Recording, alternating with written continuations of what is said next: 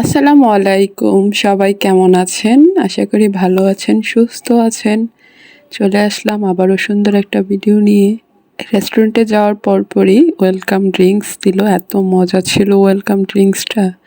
তারপর এখানে বসে বসে কিছু ভিডিও ক্লিপ নিতেছিলাম, কারণ আমরা খাবার অর্ডার করে এখানে লাঞ্চ করে আমরা আবার বের হব নৌকা ভ্রমণে।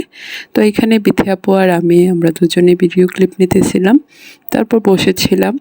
এটা মূলত আমাদের এখানে একটা রেস্টুরেন্ট, তো রেস্টুরেন্টের পাশাপাশি এটা একটা কমিউনিটি সেন্টার।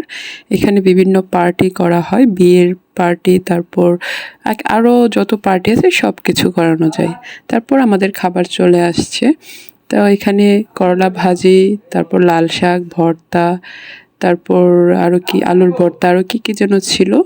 তারপর ছিল নদীর মাছ, তারপর খাসি।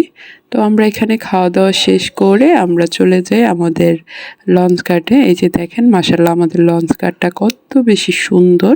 আর আপনারা তো জানেনই যে বর্ষাকালে আমাদের নদীটা মাশাআল্লাহ কত বেশি সুন্দর থাকে। তারপর এই যে আমরা নৌকাতে উঠে পড়ি, আর দেখেন মাশাআল্লাহ মাশাআল্লাহ মাশাআল্লাহ আমাদের নদীটা কত সুন্দর। চাঁদের বাতি কসম দিয়া ভালোবাসিলি, সূর্যের আলো ঝলমলে করাইলি। চাঁদ চিনে না আমার সূর্য চিনে না, চিনব কেমনে যে চিনাই খুশি চিনে না।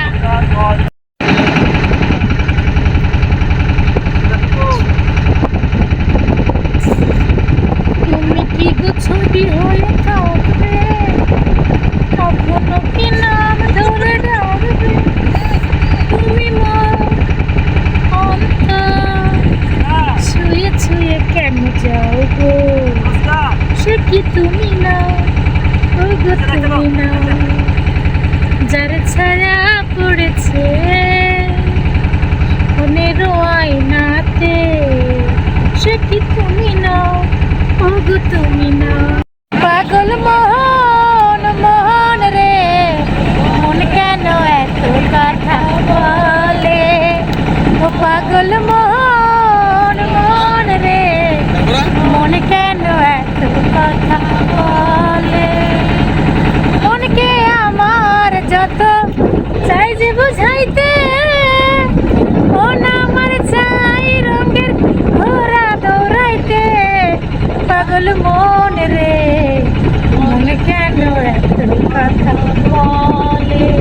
সামনে তোমার সামনে, সামনে তোমার সামনে একেলা পায়াছি রে শাম, একেলা পায়াছি রে শাম। সব সখী গণ আজ পাশা খেলবো রে শাম, আজ পাশা খেলবো রে শাম।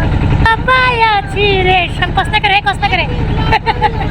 তারপর এত সুন্দর সুন্দর দৃশ্য মাশাআল্লাহ দেখতে দেখতে তারপর আমরা এরকম আনন্দ করতে করতে যাচ্ছিলাম। আর দেখেন, এত সুন্দর ভিউ দেখলে যে কেউ এই ভিউর প্রেমে পড়ে যেতে বাধ্য, আমি গ্যারান্টি দিচ্ছি। আর এদিকে আমরা যাচ্ছিলাম, আর এত পরিমাণ রোদ ছিল কি বলবো। তো এই ছাতাটা নিয়ে আমরা বসে বসে যাচ্ছিলাম। সত্যি কথা বলতে ওই দিনের নৌকা ভ্রমণটাতে আমরা অনেক বেশি আনন্দ করেছি। আর এমনিতেও আমরা একসাথে কোথাও ঘুরতে গেলে বেড়াতে গেলে প্রচুর পরিমাণ আনন্দ করি। তো আমরা পৌঁছেই গেলাম, যেখানে আমরা নামবো সেখানে নৌকা ভিড়িয়ে আমরা নৌকা থেকে নেমে যাচ্ছিলাম। তো নৌকা থেকে এইখানতে নামতে আমার কাছে এক পরিমাণে একটা যুদ্ধর মতো মনে হয়, কারণ এটাতে নামতে আমার একটু ভয় লাগে। তো ভয় পাবার আসলে কারণ আবার খুঁজে পাই না, যে পড়লে আর কি হবে, নিচেই তো পড়বো, তাই না? তো দেখেন মাশাআল্লাহ ভিউটা কত বেশি সুন্দর। নদীর মাতৃক এলাকাগুলো এরকম সুন্দর হয়। তো এখান থেকে আমরা আবার অটো নিয়ে নিই, অটো দিয়ে আমরা আবার চলে যাই আরেকটু দূরে। তো এটা ছিল একটা মাজার, আমাদের এইখানের অনেক বড় একটা মাজার, মালিক ভরসা নামে। তো দেখেন মাশাআল্লাহ ভিউটা কত সুন্দর।